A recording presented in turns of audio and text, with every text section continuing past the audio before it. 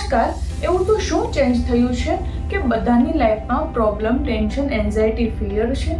જ્યારે કોઈ પર્સન કે વ્યક્તિ પ્રોબ્લેમમાં હોય છે ત્યારે તે પોતાની વાત માતા પિતા, ભાઈ બહેન કે પતિ પત્ની સાથે શેર નથી કરતો, પણ પોતાની સેલ્ફ સાથે જ શેર કરે છે.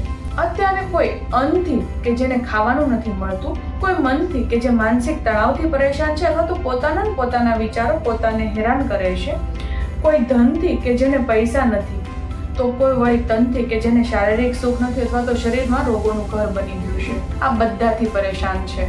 આ પ્રોબ્લેમનું એક જ સોલ્યુશન છે. તમે સાંભળ્યું છે, your energy flows where your focus goes. તમારી એનર્જી ત્યાં જ ફ્લો કરે છે જ્યાં તમારું ફોકસ જાય છે. જો તમે જિંદગીમાં પ્રોબ્લેમ જ કર્યા કરશો તો તમારી બધી જ એનર્જી પ્રોબ્લેમ પર જશે અને પ્રોબ્લેમ વધશે. પણ એના બદલે જો તમે રિઝલ્ટ પર ફોકસ કરશો, સોલ્યુશન પર ફોકસ કરશો, તો તમારી જિંદગીમાં પ્રોબ્લેમ સાઈડમાં હટી અને રિઝલ્ટ મળશે તમને. પ્રોબ્લેમ મારી લાઈફમાં પણ આવવાની છે અને તમારી લાઈફમાં પણ આવવાની છે. પ્રોબ્લેમ નાની મોટી નથી હોતી. પ્રોબ્લેમને નાની મોટી બનાવનાર આપણે ખુદ છે, આપણી નજરિયો છે પ્રોબ્લેમને નાની મોટી કરનાર. તો પછી પ્રોબ્લેમને સાઈડમાં મૂકો અને હસતા રહો. Stay happy and healthy.